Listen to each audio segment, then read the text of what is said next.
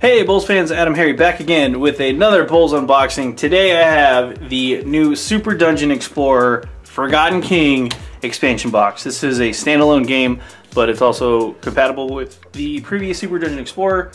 All the same models and tiles and all that fun stuff. You can use the characters. I'll get to all that. It's from Ninja Division and Soda Pop Miniatures. I'm pretty excited about this one because I really liked Super Dungeon Explorer. It was a fun game. This is going to be more of a fun game. So it comes with a ton of models.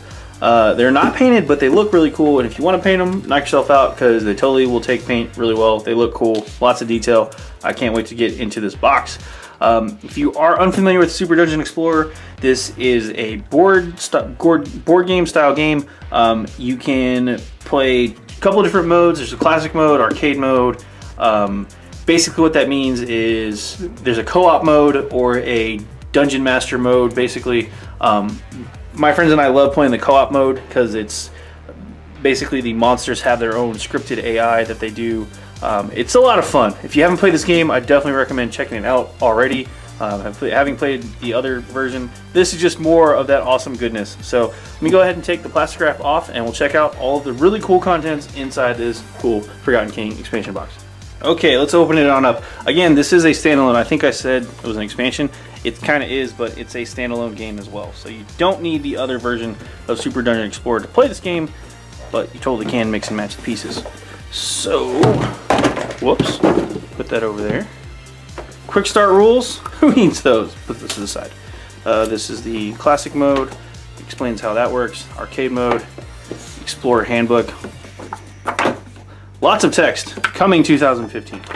Just a catalog. Cool stuff here. I just wanted to see anything I don't have yet or want to pick up. Relic Knight stuff, that's cool. Dead Fellas, that's actually a fun game, by the way, if you haven't seen it. Alright, let's go through the rest of this. We have tokens, which are in our wrapper. Oh, these are also the dungeon tiles. That's cool. Lots of tokens. We love our tokens. Ooh, we got cards.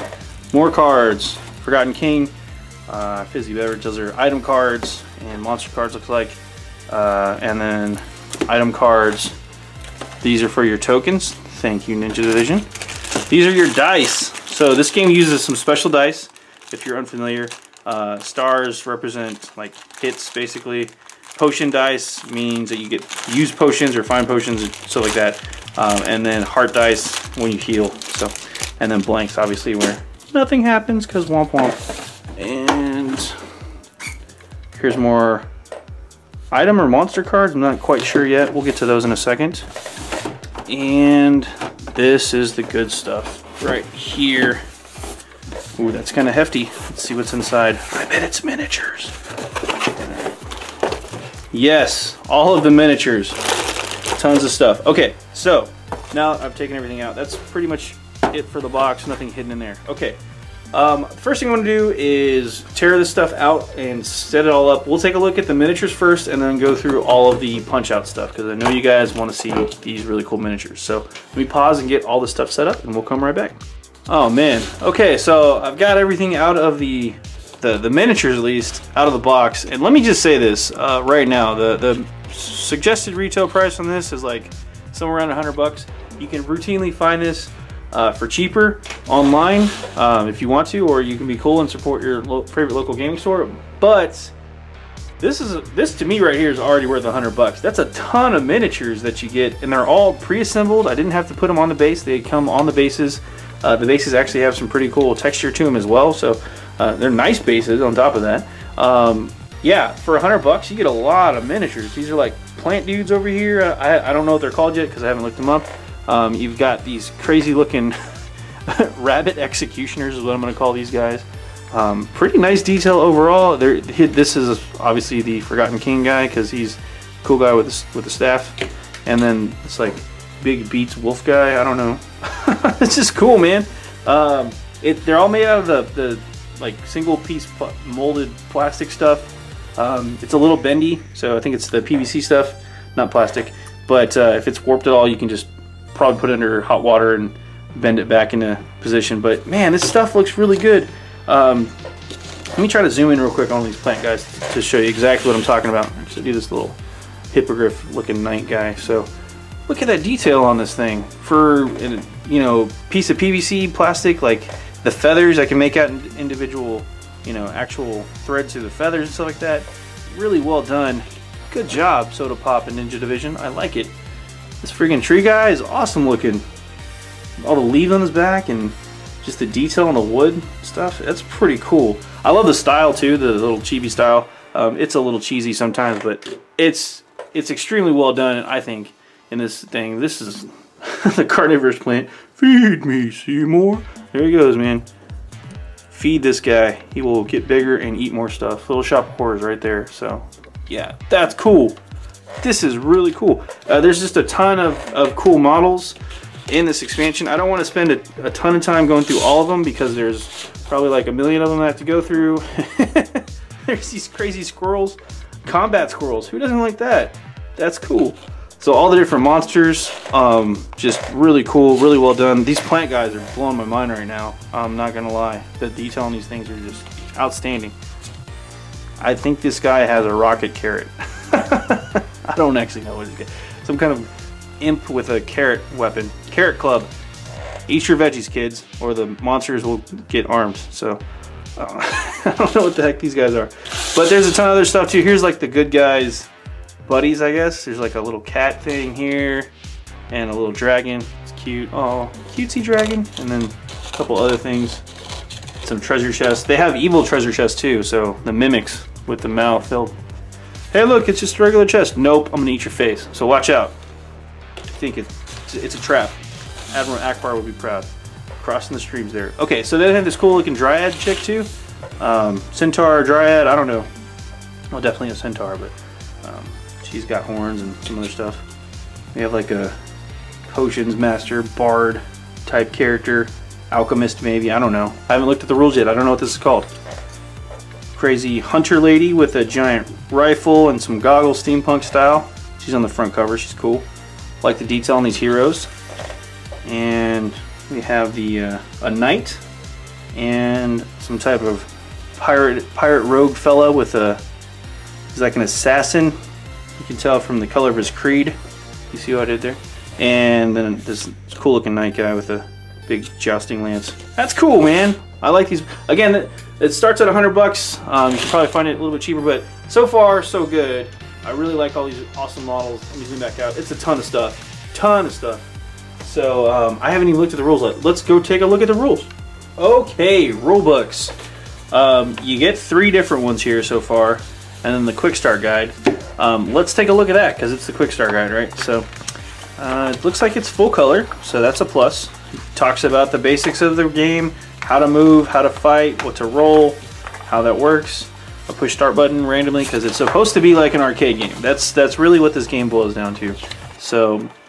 And it's kind of a preset scenario. You have the questing knight against a billman, which is like a duck dude, and a frog knight, which is the hippogriff rider things I called earlier. So pretty straightforward. It talks about, you know, set this up, you know, how this turn works, how it looks, play through it, see what happens, how to read the cards, all that fun. So literally quick start guide. Okay, player handbook or explorer handbook. This is for, I believe, all of the background. You can see there is actually a story, so read through that. Flip through it. It's full color, obviously. So all that cool stuff. Talks about the different zones, all that cool stuff there. Different races: dwarf, elf, Phrygian, gnome, humans, Celestian demons. So this is all like background goodness of the game. So that is literally the player's, you know, explorer's handbook when you're going through the zone. If you want to know why you're doing certain things, check this book out. So that's cool, full color. I like that it's a little pamphlet type thing that you can kind of look at to the side. And then we have arcade and classic mode. Let's check out classic mode first. Why? Because it's a classic. So again, full color all the way through. This goes through different effects, how they work, how the attacks work, advanced rules, how potions work, all the basic actions. It's more More explanation than in the quick start guide, but you know, in-depth thing. If some weird situation comes up, that's where kind of the classic mode busts those rules out. It also talks about the different style of play for classic mode. Goes over what you need to play. Talks about the game size, all the setup, all that fun stuff. There's 8-bit, 16-bit, and super mode. That can affect when stuff spawns and things like that. It's basically the difficulty of the game, which is funny because 8-bit should be harder, but whatever. Nintendo hard. Building a loot deck, how that all works. Characters get loot that you equip during the game to get better stats and stuff like that you can use, so it's pretty fun. All the dice, how that all works. Green dice are the best dice for most things. Stars. The more stars, the better. So hearts. A heart popped out of the target if a heart die works. A potion pops out. So drop the potion. So those are good because you bank those for later. Well, hearts are hit points, obviously. So yeah, all the fun stuff, power ups, equipment, how this all works together. That's the basic mode there. So, and then we get to arcade mode. That's more of the DM style thing. The arcade mode, I believe, is where all players assume control of a hero and the console is automated. The console is the dungeon master through the use of unique arcade monster cards and command cards drawn from the arcade command deck. So it's more random, but it's all automated. So all the players get to play instead of having one player play the DM. So there you go. Game size, all that fun stuff. How this all works. Kind of automated, so rehash of some of the other rules. Then it talks about the hero turn versus the console turn. So what the monster activation, again, it's all pre-scripted kind of, and it goes through there. So pretty cool. Yep. And action points, how that all works. So yep. Monster gangs, how to pick those. All the fun stuff. This is basic through the rules. Advanced rules goes through the abilities again, how the control effects and, you know, slashes and cross X's and stuff. All that good stuff. Pad activation. You get it. It's all that. Also has a quick reference for everything in the back. So both those modes, pretty cool. One's player versus player, which is the classic mode where you have not player versus player, but player versus DM, I guess, and then arcade mode, all automated. So you all can play with your friends. Pretty neat. Then we get to the tiles and the punch outs here. The game tiles are pretty cool. Everything's square based. Excuse me, I almost said hex based. I'm not going to open this one up because, well, I'm afraid the punch outs. You know what? For you guys, I'm going to pause and I'm just going to open it. We're just going to do it. Here we go. I did it. I opened it up just for you guys. I don't want these tokens going everywhere. So you see the token sheet. I'm going to move it real slow. I don't want these guys to punch out because I want to save them for later. I get just back home. Okay, more tokens. Special effects, those are kind of cool actually. I like these. Zoom in real fast. I don't know what the heck those things are, but they look cool. Cool, crazy design. Very anime, very chibi style with the rest of the game. So, in style with the game. Alright, here are all of the tiles. These are front and back, so no wasted space there. It's a square-based game, so you move according to squares and all that fun stuff. There are modifiers on the tiles that you can play with, choose, ignore, whatever your game group's doing there. So they are all very nicely printed, very high detail, nice quality. It fits with the style of the game and the art. It looks cool. There's a creepy tree, or a completely normal tree if you play Don't Starve Together. That's what that tree is. That's a completely normal looking tree. So pretty cool. Yep, and there's more dungeon tile. Again, all front and back. Oh, a bunch of thorny walls. Hey, that's kind of cool. Probably blocks line of sight. So, more stuff here. I like it a lot. And there's the water pool that we saw earlier. So, those are all the tiles. And the different dice and cards. Hero cards. Let me see if I can find the hero cards real quick. Let me go ahead and pause and open these up because it's going to take me a little bit and I don't want to be fiddly with it on camera. I found the hero cards. So, I'm assuming these are all heroes. I'll be honest with you, I'm not 100% sure, but if you can play the Bear-Struck Berserker as a Chimera hero, that's pretty awesome because he's got some cool stuff. So I'll go through the cards real quick and kind of explain how this all works. So the D-pad icon is his movement. So he's got a 6 for movement and 3 for the button. That's his action points. The numbers over here correlate to the type of dice that you roll for base. So it looks like he's got a 2 for the attack as well. So maybe he gets 2 swings, but he rolls a 2 blue die and 1 red die for the attack. So that's what the die for. So we saw the little chart earlier. Blues are basically kind of mediocre, if not the weakest die. Reds are baseline middle die, and then greens are the best die. And those get upgraded later. So he's got, looks like 2 swings with 2 blue die and 1 red die. Armor, so you roll 2 red die for armor for defense, 1 blue die for will, and 2 blue die for dex. He's got 5 hit points and 1 potion to start with. Potions have a different effect depending on the thing. So his potion is, it's a Rager boost. So immediately take a single melee attack costing no action points when you pop your potion. For 2 action points, he does an Earthshaker, Sweep 2, Strength versus Dex, and I think it's a slowdown or knockdown. I'm not entirely sure. And for 2 Sweeping Mace, I don't know what the icons mean. I don't remember on the top of my head, but it's a Sweep 2 attack. So it's a melee attack. I do know that. So that's cool.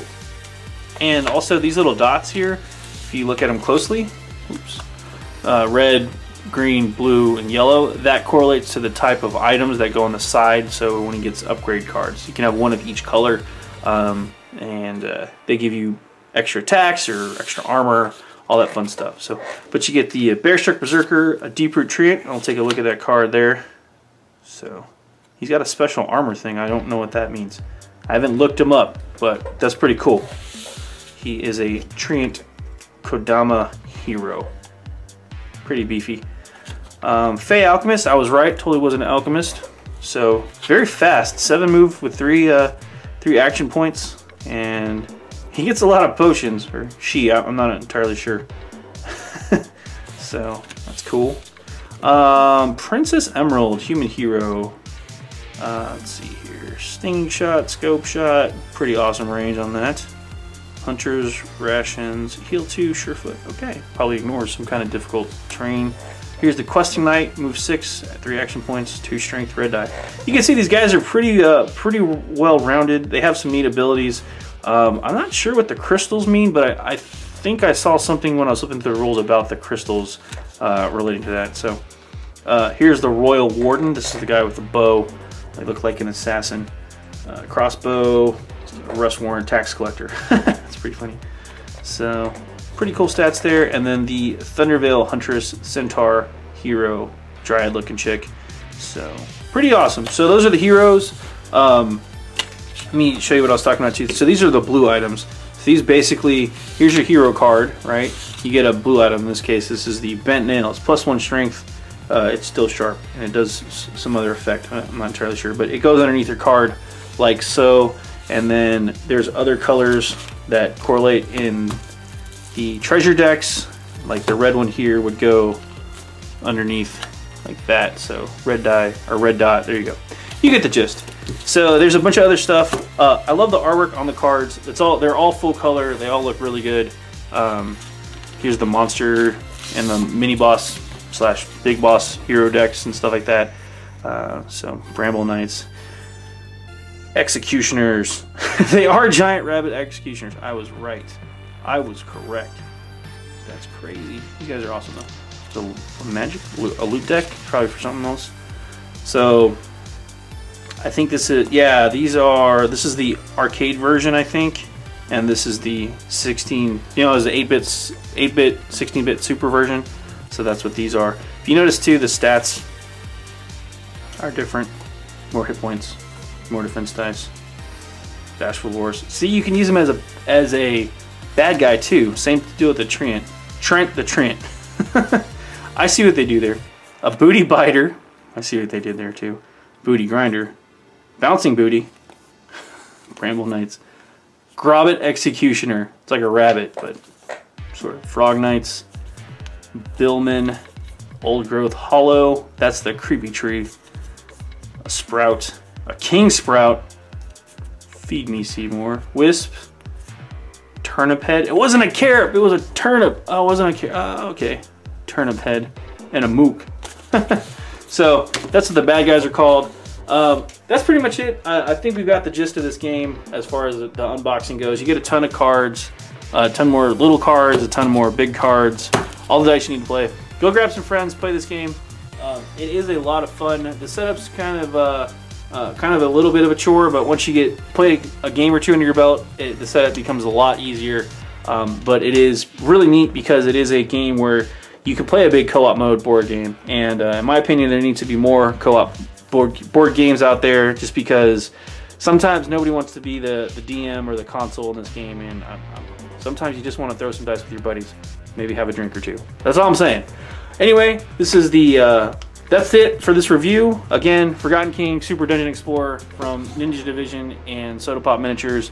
Great job, guys. If you picked it up on the Kickstarter, thanks for helping support it to make this game happen. If you want to buy it, it should be in stores now. Again, retail value is like $100, but you can probably find it cheaper online, and it's totally worth it. You saw the ton of miniatures you get. It's all high quality, high detail stuff, so check it out. Super Dungeon Explorer. This is another unboxing from BoLS. This is AdamHarry signing off. Thanks for watching. Hope you learned something. Have a good one.